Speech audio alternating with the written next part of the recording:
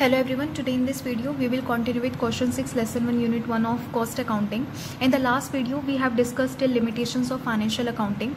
So what are the advantages of cost accounting? It reveals unprofitable activities like I already said in the last video कि financial statement जो है material के loss से related, labor के idle time से related, मतलब जिसने खाली time जो है बर्बाद किया उससे related कोई information नहीं देता, मतलब वही information cost accounting जो है provide करता है जो उसका advantage है, right? So it reveals unprofitable activities कौन सी, जैसे कि वेस्टेज ऑफ मटेरियल हो गया, आइडल टाइम ऑफ लेबर हो गया, राइट, चेक करने के लिए कि कितना वेस्ट हुआ है या फिर कितना लॉस हुआ है.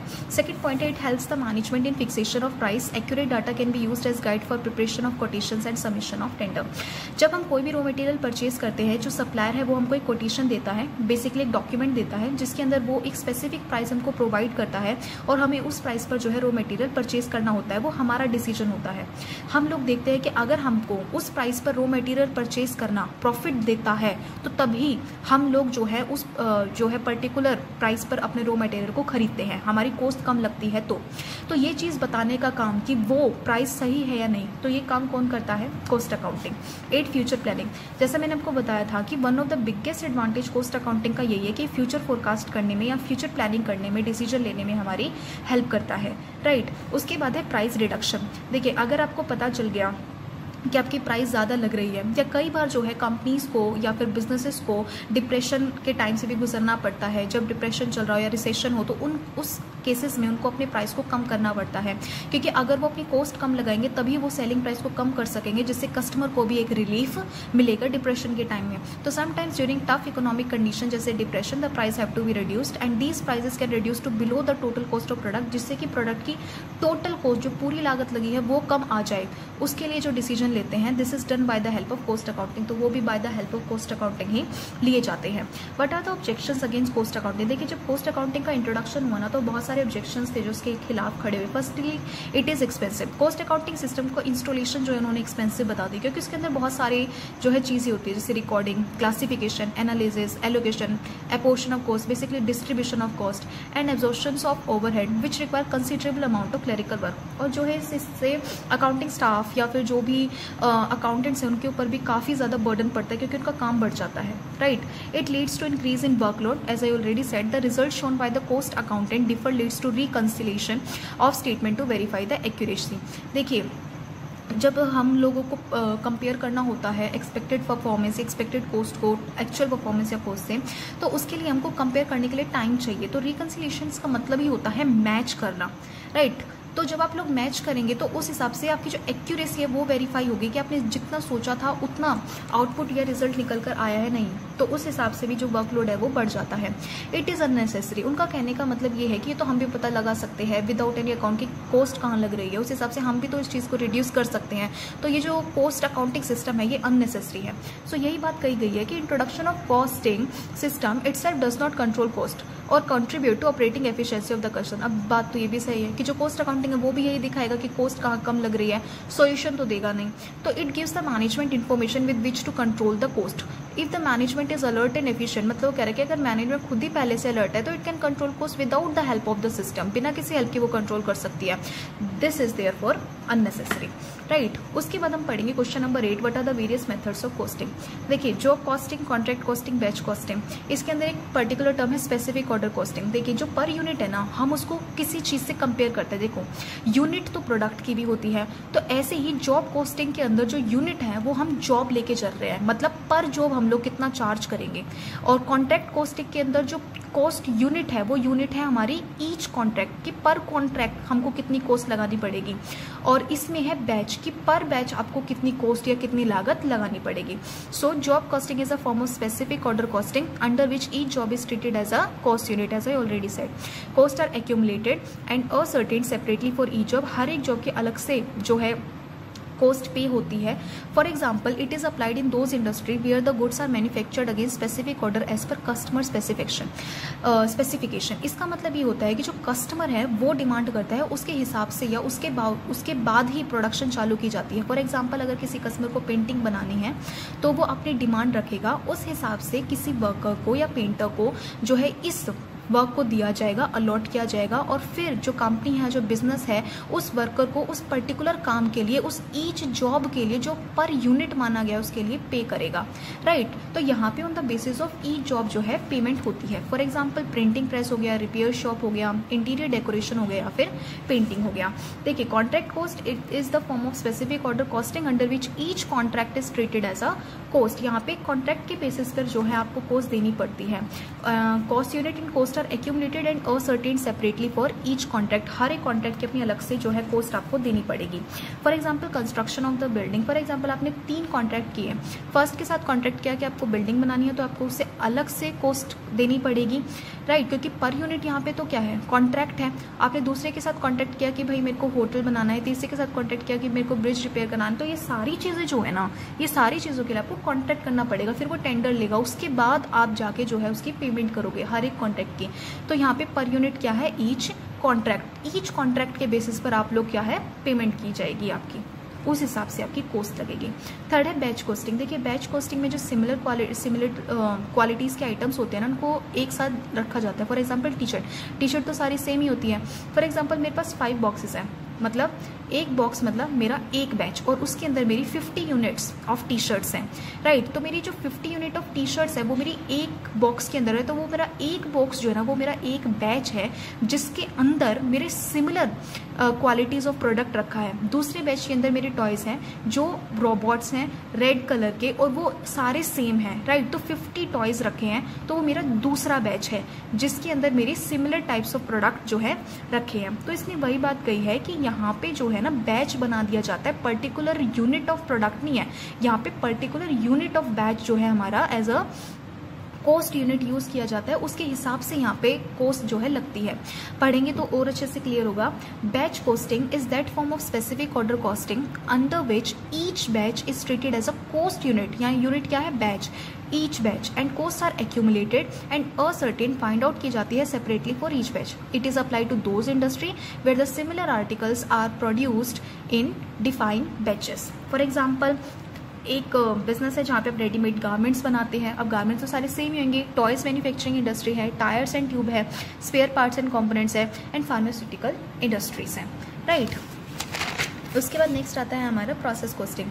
प्रोसेस कॉस्टिंग का अगर मैं आपको पहले बताऊं तो इसके अंदर जो है 2 प्रोसेस एक प्रोडक्ट के लिए एक समय पर ही किए जाते हैं। फॉर एग्जांपल जैसे कि शुगर इंडस्ट्री में एक प्रोसेस तो चल रहा है कि शुगर केन को उसको प्रोसेस में लेके उसको एक लिक्विड फॉर्म में कन्वर्ट करने का, वो तो एक प्रोसेस हो गया। अब उस प्रोसेस से आपका आउटपुट क्या निकल के आया कि शुगर केन जो है आपने लिक्विड फॉर्म में कन्वर्ट कर लिया, वो क्या आया, आउटपुट। लेकिन वो आउटपुट अगला प्रोसेस यानी लिक्विड को शुगर के फॉर्म में कन्वर्ट करने का प्रोसेस में जो वो लिक्विड है वो क्या बन जाएगा, इनपुट बन जाएगा। तो यही बात प्रोसेस कॉस्टिंग की है कि जब एक प्रोडक्ट को बनाने के लिए 2 प्रोसेस कंटिन्यू किए जाए, जहां पहले प्रोसेस का आउटपुट अगले प्रोसेस का इनपुट बन जाए, तो उसको हम कहते हैं प्रोसेस कॉस्टिंग। तो पढ़ते हैं, here all cost are accumulated for each stage of production and the cost per unit of product is ascertain at each stage of production. हर एक स्टेज ऑफ प्रोडक्शन में जो कॉस्ट इनकर होती है, it is applied in those industry where manufacturing activity is carried continuously by mean of 2 or more process. 2 से ज्यादा process भी हो सकते हैं। And output of 1 process becomes the input of the following process till completion. जब एक पहले process का आउटपुट दूसरे प्रोसेस का इनपुट बन जाए, जैसे paper industry, chemical industry, textile industry और शुगर इंडस्ट्री। उसके बाद आता है unit single and output costing. देखिए इसमें क्या होता है कि पर्टिकुलर प्रोडक्ट का एक ही प्रोसेस होता है और इसमें आइडेंटिकल प्रोडक्ट बनते हैं, जैसे ब्रिक्स, राइट। तो प्रोसेस कॉस्टिंग में तो 2 प्रोसेस थे, लेकिन इसमें एक ही प्रोसेस है। It is applied in those industry where only 1 product और few grades of same product are produced and production involves only a single process और operation and units of output are identical, जैसे cement industry हो गई, steel industry हो गई, flour mills industry या फिर brick making industry. Operating and service costing, देखिए operating and service costing जो है, इसके अंदर आपको लोग जो है कोई भी प्रोडक्ट नहीं बनाते बल्कि सर्विस प्रोवाइड करते हैं। सो इट इज यूज, तो तो पर सर्विस आप लोग जितना चार्ज करेंगे, जितने कॉस्ट लगाएंगे या लागत लगाएंगे, वो आपका ऑपरेटिंग एंड सर्विस कॉस्टिंग का मेथड जो है यूज़ किया जाएगा उसको पता करने में. So it is use to ascertain the cost of providing services in case of those undertakings which render services and are not engaged in the manufacturing of tangible product. कोई product बनाने में नहीं है. तो फर्स्ट एग्जांपल जैसे road transport, railway, airlines, hotel, hospitals, electricity and cinema, ये सारी जो है हमें सर्विसेज प्रोवाइड करते हैं. लास्ट है मल्टीपल कंपोजिट कॉस्टिंग. देखिए ये वहाँ लगता है एक ऐसी इंडस्ट्री में जहाँ फिनिश्ड गुड को बनाने के जो भी आइटम्स हैं या जो भी टूल्स हैं उनको पहले अलग से जब आप मैन्युफैक्चर करेंगे फिर असेंबल करेंगे तो उसमें मल्टीपल एंड कंपोजिट कॉस्टिंग का यूज़ किया जाता है. तो it involves the application of 2 or more method of costing in respect of the same product. It is used in industry where number of components are separately produce, पहले अलग से produce किया जाएगा एंड देन असेंबल किया जाएगा in final product. Bicycles के tyres हो गए या फिर उसके हैंडल्स हो गए, सीट हो गई, तो ये सारी चीज़ें जो हैं अलग से पहले मैन्युफैक्चर की जाएगी, फिर उसको असेंबल किया जाएगा, फिर जाके पूरी बाईसाइकिल बनेगी. तो ये कुछ मेथड्स थे जो यूज़ किए जाते हैं कि टाइप ऑफ इंडस्ट्री कौन सी है उसके बेसिस पर. अब आते हैं नेक्स्ट क्वेश्चन पे जो है what are the various techniques in costing. सबसे पहले स्टैंडर्ड कॉस्टिंग, जिसकी जो बात हमने प्रीवियस वीडियो में भी की थी कि स्टैंडर्ड कॉस्टिंग का मतलब होता है जब हम लोग एक टेक्निक को फॉलो करते हैं कॉस्ट को कंट्रोल करने के लिए. हम जो है पहले से एक एक्सपेक्टेड परफॉर्मेंस लेकर चलते हैं कि हम ऐसा करेंगे और फिर एक्चुअल परफॉर्मेंस देखते हैं, और अगर डिफरेंस आता है, अगर आपको लगता है कि ज्यादा लागत लग गई है एक्चुअल परफॉर्मेंस में, तो उस हिसाब से आप लोग डिसीजन लेते हैं अपनी कॉस्ट को कम करने के लिए. बजटरी कंट्रोल में क्या होता है कि बजटरी कंट्रोल के अंदर आप लोग एक पहले से बजट बनाकर चलते हैं. फर्म जो है बिजनेस का मेन एक्सप्रेशन जो है वो बजट ही है कि हम लोग इस साल में इतना बजट हमको लगता है कि लग जाएगा. उस हिसाब से फिर टोटल एक्सपेंडिचर को देखते हैं कि कितना लगा है मटेरियल को लाने में, वेजेस देने में, इनडायरेक्ट कॉस्ट भी फैक्ट्री की, और उस हिसाब से आप लोग दोनों को कंपेयर करेंगे. अगर आपका एक्चुअल परफॉर्मेंस में बजट ज्यादा लग गया है तो फिर आप जो है एक्शंस लेंगे कि किस हिसाब से उसको कम किया जाए, लागत को कम लगाया जाए. मार्जिनल कॉस्ट भी मैंने आपको बताया था कि इसमें आप लोग सबसे पहले फिक्स्ड कॉस्ट और वेरिएबल कॉस्ट को अलग अलग कर लेते हैं. ठीक है, उसके बाद आप लोग ये देखते हैं कि जो आपका आउटपुट आया है, जो आपने अपनी प्रोडक्शन में ग्रोथ की है, क्या वो आपका प्रॉफिट मार्जिन में हेल्प कर रहा है.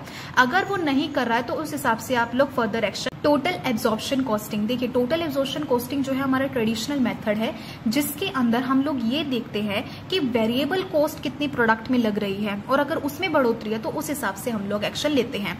It is a traditional method of costing where by total cost are charge to the product. It is in contrast to marginal cost. Marginal cost में तो हम दोनों देखते हैं फिक्स्ड और वेरिएबल कॉस्ट, इसमें लेकिन where only variable cost are charge to the product. Right. उसके बाद लास्ट आता है uniform costing. It is a practice of using the same costing principles of practice by number of firm in the same industry. इसके अंदर जो है हम लोग जो इंडस्ट्रीज हैं उसके अंदर बहुत सारी फर्म्स आती हैं और जो फर्म्स हैं उसके अंदर कॉस्टिंग के प्रोसीजर को लागू करने के लिए बहुत सारे प्रिंसिपल या प्रैक्टिसेस है जो हमको फॉलो करनी पड़ती है. अगर आपको एक कॉमन बेस मिल गया तो कंपैरिजन इजी हो जाता है. ठीक है, तो it helps in firm comparison, fixation of price, cost reduction, seeking tax relief और प्रोटेक्टिंग फ्रॉम द गवर्नमेंट. उसके बाद आता है question number 10. What are the primary consideration taken during installation of cost accounting system. मतलब क्या देखा जाता है कॉस्ट अकाउंटिंग सिस्टम को लागू करने से पहले. सबसे पहले मैंने आपको बताया मेथड में क्या देखा जाता है कि इंडस्ट्री किस टाइप की है. अगर आपको लगता है कि गारमेंट इंडस्ट्री है तो बैच कॉस्टिंग यूज करेंगे. अगर आपको लगता है कि कंस्ट्रक्शन ऑफ बिल्डिंग वाली जो है कोई भी इंडस्ट्रीज है तो आप उसमें कौन सा यूज करेंगे, उसमें आप लोग कॉन्ट्रैक्ट कॉस्टिंग यूज करेंगे. राइट. तो उसके बाद आप लोग देखते हैं अगर कोई भी पेंटिंग से रिलेटेड, रिपेयर शॉप से रिलेटेड है तो उसमें आप जॉब कॉस्टिंग यूज करेंगे. सर्विस से रिलेटेड है राइट तो सर्विस कॉस्टिंग यूज करेंगे. तो nature of business and nature of organisation में सिंपल बात ये की गई है कि हम लोग जो है इंडस्ट्रीज को देखते हैं कि वो किस टाइप की हैं. So the system sought to be design and introduce should suit the nature of the business. Nature of organisation. It is equally necessary to study the layout, nature and size of an organisation leads to the suitability of the system. की जो system उसमें लागू करेंगे वो उसमें चलेगा या नहीं चलेगा, उस हिसाब से जो है एक्शन लिए जाते हैं और देखा जाता है कि कॉस्ट अकाउंटिंग सिस्टम जो है यहाँ पे वर्क करेगा या नहीं. मेथड्स एंड प्रोसीजर्स में हम ये देखते हैं कि मटेरियल कैसे इशू होगा, परचेज कितनी होगी, तो उसकी भी केयरफुल स्टडी करना बहुत ज़्यादा इंपॉर्टेंट है before installing the cost accounting system. Simplicity में आता है कि कॉस्ट अकाउंटिंग सिस्टम जो है इस हिसाब से होना चाहिए कि जो ऑपरेशनल स्टाफ है यानी जिसको उसके ऊपर वर्क करना है, जिसको वो संभालना है, कि उसको वो ईजिली जो है समझ आ जाए, वो अडेप्टेबल हो. So the system to be introduce should be simple and easy to operate and operating personnel should understand the procedure of working. Cost में देखिए कॉस्ट अकाउंटिंग सिस्टम जो है वो कॉस्ट को कंट्रोल करने में यूज होता है, और कॉस्ट अकाउंटिंग सिस्टम की इंस्टॉलेशन में ही ज्यादा कॉस्ट लग रही है, राइट। तो समझ रहे हो, which is of no use. So it is usually necessary that the cost of installing a system of cost system should be cheap with benefits and it should not outweigh the cost of installation. उसमें installation की cost ज्यादा नहीं होनी चाहिए। Question number 11, what are the practical difficulties come in installation of system of cost accounting. भाई कौन सी ऐसी practical difficulties है जो आती हैं कॉस्ट अकाउंटिंग इंस्टॉलेशन में, कॉस्ट अकाउंटिंग सिस्टम के इंस्टॉलेशन में। पहला है lack of support from management. देखिए मैनेजमेंट जो है ना इसको सपोर्ट नहीं करता, क्योंकि टॉप लेवल मैनेजमेंट इसलिए नहीं करता क्योंकि उसको ऐसा लगता है कि एक्सपेंडिचर ज्यादा लगता है इसके इंस्टॉलेशन में, और बाकी मैनेजर इसलिए नहीं करते क्योंकि उनको बोझ लगता है कि फालतू में जो है एक अलग से पर्टिकुलर जो कॉस्ट अकाउंटिंग सिस्टम है उस पर ध्यान देना पड़ेगा, क्योंकि वो पहले से ही फाइनेंशियल अकाउंटिंग कर रहे होते हैं। System introduce fear and suspicion in mind of line manager. जो कम लाइन मैनेजर कर रहे थे अब वो कॉस्ट अकाउंटिंग सिस्टम कर रहे थे, तो उनको अपनी जॉब जाने का भी खतरा होता है। दूसरा है resistance from the accounting staff. देखिए अकाउंटिंग स्टाफ भी जो है इसका ज्यादा रेजिस्टेंस मतलब कि मनाही ही करता है, क्योंकि उनको भी अपनी, क्योंकि अकाउंटिंग स्टाफ भी तो क्या ही करता है, वो भी तो ये देखता है कि कॉस्ट कितनी लग रही है या फिर कितनी लगनी चाहिए थी, किस हिसाब से एक्शन लेनी चाहिए। उनका जो रूटीन वर्क है, जो वो कहाँ फाइनेंशियल अकाउंटिंग कर रहे थे, तो उनकी रूटीन वर्क में भी इंटरफेरेंस आती है और उनको अपनी इंपॉर्टेंस भी लूज, उनको जो है अपनी इंपॉर्टेंस लूज होने की भी फीलिंग आती है, राइट। उसके बाद है non cooperation of operating personal. जैसा मैंने आपको बताया, जो कॉस्ट अकाउंटिंग सिस्टम को संभालेंगे अगर वो ही ऑपरेटिंग पर्सनल को उसको समझ नहीं आ रहा है कि किस हिसाब से हमको अकाउंट्स बनाने हैं या फिर किस हिसाब से कॉस्ट अकाउंटिंग सिस्टम को जो है लेकर आना है बिजनेस में और कैसे इसका रिजल्ट निकालना है, किस हिसाब से इंटरप्रिटेशन करनी है, अगर उसको ही नहीं समझ आ रहा तो which is of no use, right. तो वो भी इस चीज की मनाई जो है करते हैं। Shortage of trend staff. जैसा मैंने आपको बताया, अगर ट्रेंड स्टाफ होना चाहिए कॉस्ट अकाउंटिंग सिस्टम को संभालने के लिए जिसका एक अच्छा एक्सपीरियंस हो, राइट, क्योंकि अगर शॉर्टेज ऑफ ट्रेंड स्टाफ है तो वो जो है इस पर्टिकुलर सिस्टम को संभाल नहीं सकता। लास्ट है cost of installation. Cost of installation का मतलब कि जो कॉस्ट है, जैसे मैंने आपको बताया था कॉस्ट अकाउंटिंग सिस्टम को इंस्टॉल करने की, वो जो है कम आनी चाहिए, राइट। एडिशनल एक्सपेंडिचर नहीं लगने चाहिए कि आपने कॉस्ट अकाउंटिंग सिस्टम तो सेटअप कर दिया और आपकी कॉस्ट बढ़ गई, एक्सपेंडिचर बढ़ गया, तो ऐसा नहीं होना चाहिए। What are the essentials of a good system. Last question है ये, जो इसके क्वेश्चन आंसर है बैक एक्सरसाइज के, वो हम जो है नेक्स्ट वीडियो में जो लेसन 2 है उसके साथ डिस्कस करेंगे, राइट, वरना वीडियो बहुत ज्यादा लंबी हो जाएगी। What are the essentials of a good system. देखिए the system design should be appropriate to the organisation structure and method of production. जो सिस्टम होना चाहिए ना वो ऑर्गेनाइजेशन के हिसाब से होना चाहिए, ऑर्गेनाइजेशन उसको फ्लेक्सिबली जो है एक्सेप्ट कर पाए, ऐसा होना चाहिए। It should be capable of achieving the objective and goal setup by the management. जो मैनेजमेंट ने डिसाइड किया है जो ऑब्जेक्टिव, जिस हिसाब से मैनेजमेंट वर्क करना चाहते हैं उस हिसाब से कॉस्ट अकाउंटिंग सिस्टम को भी वर्क करना होगा उसी सेम गोल को लेकर। The system should be simple enough to be understood by the operating personnel. जो उसको संभालेंगे उनको वो अच्छे से समझ आना चाहिए। It should be flexible so as to permit easy and adaptable. वो इतना फ्लेक्सिबल होना चाहिए कि उसको हर एक मैनेजर, अकाउंटिंग स्टाफ जो है उसको अच्छे से समझ पाए, जिससे कि उसका ज्यादा से ज्यादा फायदा उठा सके। The reports and statement should be timely, accurate and effective. इसका सिंपल मतलब ये है कि जो कॉस्ट अकाउंटिंग सिस्टम के बाद जो रिजल्ट आएगा वो टाइमली होना चाहिए, एक्यूरेट होना चाहिए और इफेक्टिव होना चाहिए, जिससे कि कॉस्ट रिडक्शन ज्यादा से ज्यादा और प्रॉफिट जो है बहुत ज्यादा आए। क्योंकि अगर आप कॉस्ट को कम कर सकते हो ना, तो इसका मतलब आप अपने प्रॉफिट को ज्यादा से ज्यादा रख सकते हो, क्योंकि कॉस्ट कम, सेलिंग प्राइस कम, सेलिंग प्राइस कम, कस्टमर सेटिस्फेक्शन, कस्टमर सेटिस्फेक्शन तो बिजनेस ग्रोथ होगी ही होगी। Okay, thank you so much.